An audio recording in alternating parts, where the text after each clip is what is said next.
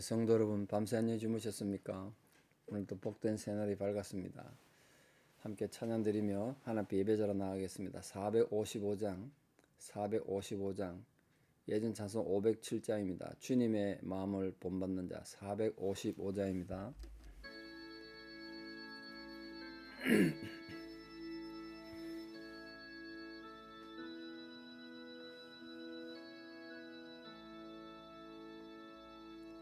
주님의 마음을 본받는 자, 그 마음에 평강이 찾아오며 험악한 세상을 이길 힘이 하늘로부터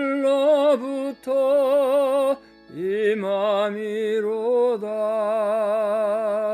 주님의 마음 본받아 살면서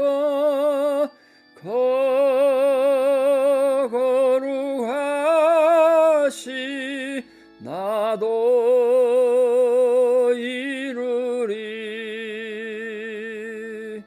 주 모습 내 눈에 안 보이며 음성 내 귀에 안 들려도 내 영혼 날마다 주를 만나 신령한 말씀을 배우도다. 주님의 마음 본받아 살면서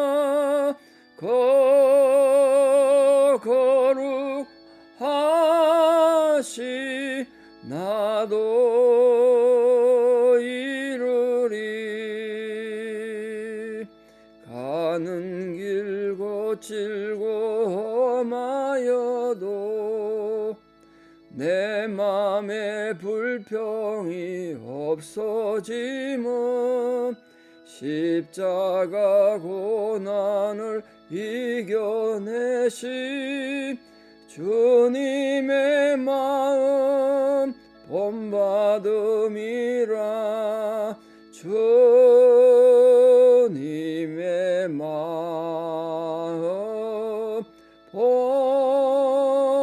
본받아 살면서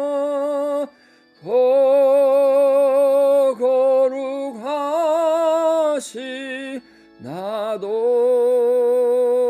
이루리. 주 예수 세상에 다시 오시 그날엔 무성도 변화하여 주님의 빛나는 그 형상을 다 함께 보며 주 찬양하리. 주님의 마음 본받아 살면서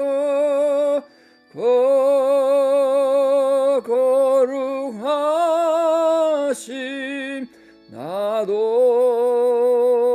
이루리. 아멘. 함께 신앙 고백 드리겠습니다. 나는 전능하신 아버지 하나님 천지의 창조주를 믿습니다. 나는 그의 유일하신 아들 우리 주 예수 그리스도를 믿습니다.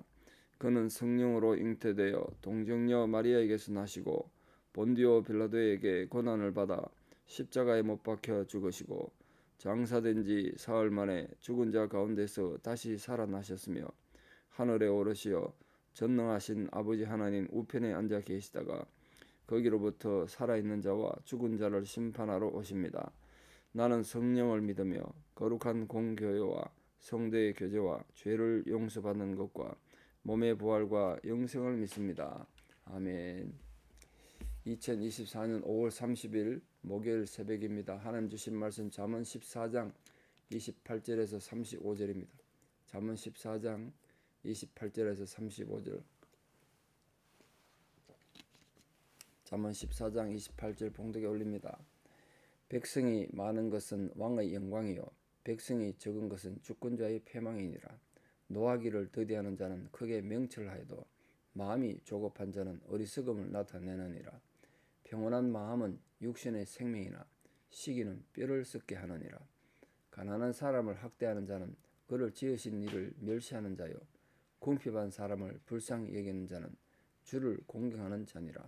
악인은 그의 환난에 엎드러져도 의인은 그의 죽음에도 소망이 있느니라. 지혜는 명철한 자의 마음에 머물거니와 미련한 자의 속에 있는 것은 나타나느니라. 공의는 나라를 영화롭게 하고 죄는 백성을 욕되게 하느니라. 슬기롭게 행하는 신하는 왕에게 은총을 입고 욕을 끼치는 신하는 그의 진노를 당하느니라. 아멘. 오늘 본문은 위로 왕으로부터 아래 평민에 또 중간에 귀족들, 신하들 또 여러 다방면의 인생의 지혜를 말하고 있습니다. 사실 한 절 한 절을 깊이 따지자면 이게 참 끝이 없을 텐데 우리 주마간상기고로 이렇게 잠언의 진리를 나누게 됩니다. 저도 이제 평생 처음 잠언 전체를 읽으면서 설교하게 돼서 개인적으로 굉장히 기쁘게 생각하고요. 이 진리와 이 특별히 이 잠언이 우리 성도님들 삶에 구체적으로 인도가 되고 위로가 되고 또 삶의 지침이 됐으면 좋겠습니다. 여러분 오늘 특별히 백성이 많은 것이 왕의 영광이다 그랬습니다. 백성이 많은 것이 왕의 영광. 당연히 그렇지 않겠습니까? 백성 없는 왕이 어디 있겠습니까? 천지. 자기 혼자 왕한다고 되겠습니까? 백성이 많은 것이 왕의 영광이 된다는 건 단지 그냥 숫자가 많은 그런 의미도 아니고 완전히 또 남의 나라 정복해가지고 대제국을 이룬 그러니까 그 남의 나라 지금도 지금 여러 나라 전쟁 중입니다만 남의 나라 그렇게 무작위로 공격해가지고 그렇게 백성 많은 것 그런 말하는 건 아니겠죠. 여기서 백성이 많다는 그 백성은 무슨 백성일까요? 첫째, 왕에게 충성하는 백성, 왕을 존경하는 백성. 또 그것이 결국은 하나님이 기뻐하시는 하나님의 법도대로 잘 사는 백성들을 말하는 거 아니겠습니까? 백성은 많은데 그 백성이 전부 다 도적대들이고 맨날 불법이나 저지르는 그런 백성이면 왕이 얼마나 골치 아프겠습니까? 안 그렇겠습니까? 그때 백성이 많다는 건 하나님 앞에 순종하는 백성이 많다는 거예요. 우리 사람 모든 성도님들, 우리 교회 성도님의 숫자가 점점 많아질수록 정말 하나님을 기쁘시게 하고 하나님 앞에 순종하는 그런 성도들이 많아져야 우리 교회의 영광이 되는 거 아니겠습니까? 백성이 많으면 왕의 영광이 된다. 그런 것, 이것이 뭐 우리한테는 직접 영향이 없을 수도 있겠습니다만 그 넓히면 마찬가지입니다. 여러분 기업이든 자녀든 가정이든 교회든 다 마찬가지입니다. 하나님 주시는 의의 법도를 잘 따르고 하나님에 충성하는 그런 성도 우리 교회가 돼서 수적으로만 번성할 것이 아니라 참으로 하나님 우리 진짜 왕이신 하나님께 영광이 되는 그런 우리 성도 교회가 되기를 진심으로 축복합니다. 자 29절 보십시오. 노하기를 더디하는 자는 크게 명철하여도 우리 감정을 잘 다스려야 됩니다. 화나서 무섭지 않은 사람 어디 있겠어요? 사람 화나는데 뭐 성질 바치는데 뭐 소리치고 그럴 수 있죠. 그런데 분노는 정말 의를 이루지 못합니다. 여러분 분노해가지고 우리가 화를 내가지고 문제가 해결되거나 분쟁이 해결되는 그런 경우는 아담 때부터 지금까지 없습니다. 결국 그냥 내 감정 파리밖에 안 되는 거죠. 내 그냥 내 분노, 내 감정을 그냥 표현하는 것밖에 안 된다고요. 누구에게도 덕이 안 되죠. 그러니까 노하기를 더디하는 것이 명철입니다. 명철. 마음이 조급한 자는 어리석음을 나타낸대요. 속에 있는 게 다 드러나는 거죠. 그냥. 결국 감출 수가 없죠. 그래서 그 30절 연결되는 건데요. 평온한 마음은 육신의 생명이나 노하기를 더디하고 자기 마음을 잘 다스리면 그게 육신의 생명이 된다.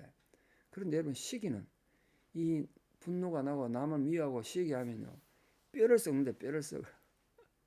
여러분 남에 대해서 이렇게 저렇게 말하고 뒤에서 뒷담하고 뭐 그런 순간은 좀 좋을지 모르겠습니다만 누군가 시기하면요. 여러분 뼈가 썩습니다. 뼈가 썩어. 우리 신앙이 그래 살아야 되겠습니까?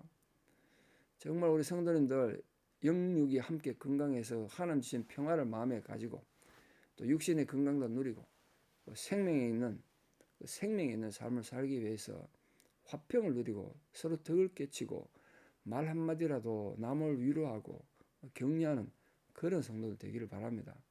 그러려면 말을 조심하고 어쨌든 말을 좀 줄이세요. 말을 좀 줄여. 교제하는 말 하지 말라는 게 아니고요.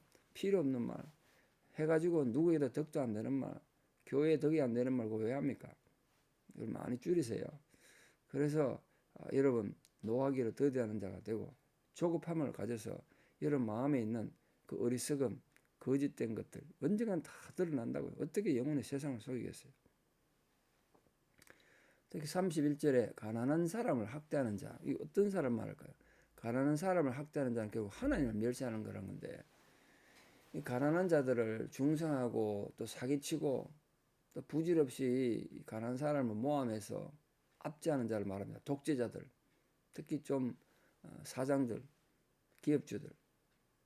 이 빈부차는 어느 시대나 있는 거 아니겠습니까? 빈부가 결국은 나의 부귀가 하나님으로부터 왔다는 걸 모르니까 이 가난한 자를 학대하는 거죠. 가난한 자를 학대하면 그 가난한 자들이 하나님 앞에 울부짖으면 그 울부짖음이 하나님께 상달된다고 성경에 되어 있는데 이 가난한 자를 멸시하면 결국은 하나님을 멸시하는 게 된다. 몇 주 전에도 설교 들은 것처럼 인간에 대한 어떤 자세를 가졌느냐가 예수님께서 심판의 기준이 된다고 그랬지 않습니까? 그래서 주님의 이름으로 우리가 이웃에 대해서 어떻게 대했는가 그게 중요하다고요. 가난한 자를 함부로 학대하는 자가 되면 안 됩니다. 그 사람을 평가하는 기준을 어떻게 내적인 인격의 성숙이나 신앙에 대한 이런 모습보다도 재물이 많고 적으냐, 세상적 지위가 많고 높고 낮으냐, 학벌이 얼마나 좋으냐 이런 걸로 자꾸 사람을 판단하니까 우리 가난한 자를 학대하는 거예요. 단지 돈 없는 자를 말하는 게 아니라 우리 성도님들이 그러면 안 되지 않겠습니까? 이 신앙인이. 우리는 결코 사람을 차별해서는 안 되는 겁니다. 모든 인간은 하나님 앞에 평등하다는 걸 알고 정말 우리 때문에 누군가라도 상처 있는 사람 없도록 조심하고 또 조심함으로써 겸손한 성도가 되기를 바랍니다. 자, 32절 보십시오. 악인은 그의 환난에 엎드러져도 의인은 죽음에도 소망이 있대요. 죽음에 소망이 있어요. 악인이 환난 가운데 엎드러져 죽는 거야 뭐 당연한 거겠습니다만 의인도 고난당하고 죽을 수 있다는 거예요. 근데 왜 의인이 죽음에도 소망이 있다고 했습니까? 이유가 뭘까요? 그 이유는 의인은 하나님 경외하고 그 말씀대로 행하는 자이기 때문에 영생이 보장되어 있다고. 영생이. 의인도 언젠가는 고난당해 죽을 수도 있고 뭐 병에 걸려 죽을 수도 있습니다. 사고로 죽을 수도 있죠. 그러나 의인에게서 죽음은 영생으로 들어가는 문과 같기 때문에 죽음을 두려워하지 않습니다. 모름지기 부활의 소망을 가진 모든 성도님들은 죽음을 두려워하지 않는 주님의 부활이 나의 부활이 된다는 사실을 분명히 알고 믿음으로 떳떳하게 살아가는 성도들 되기를 바랍니다. 그러니까 우리 죽음을 두려워해서 죽음 때문에 세상에 종노를 하지 않고 악한 인간들이 종노를 하지 않도록 하나님의 거룩한 성도로 굳건히 세워진 성도들 되기를 진심으로 축복합니다.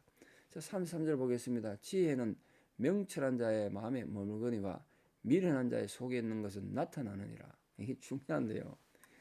지혜가 참된 지혜가 돼서 우리 속에 오면 그 지혜로운 사람은 그 지혜로 인해서 더 사람이 지혜로워져요.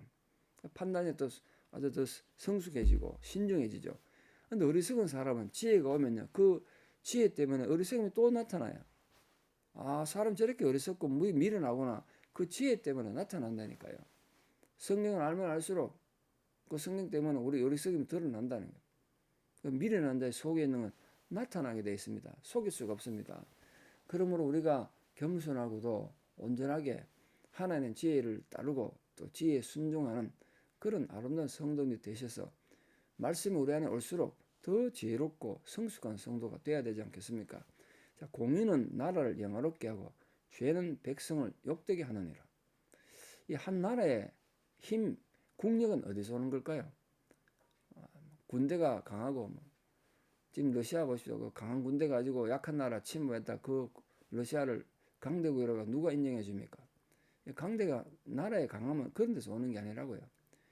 한 나라의 진정한 위대함은 그 나라의 군사력이나 경제력이나 얼마나 문화적으로 우수하냐 이게 아니라 그 나라 백성들이 하나님 앞에 얼마나 공의롭게 사느냐, 하나님 앞에 얼마나 아름답게 사느냐, 그걸로 결정된다는 거예요. 한 나라에 이런 하나님에 대한 공의가 이루어지고 실행되려면 그 백성 한 사람 한 사람이 하나님 의에 바로 서 있어야 되고, 또 물론 그 나라 제도가, 조직이 그 하나님 의에 기초한 것이라 해야 되겠죠.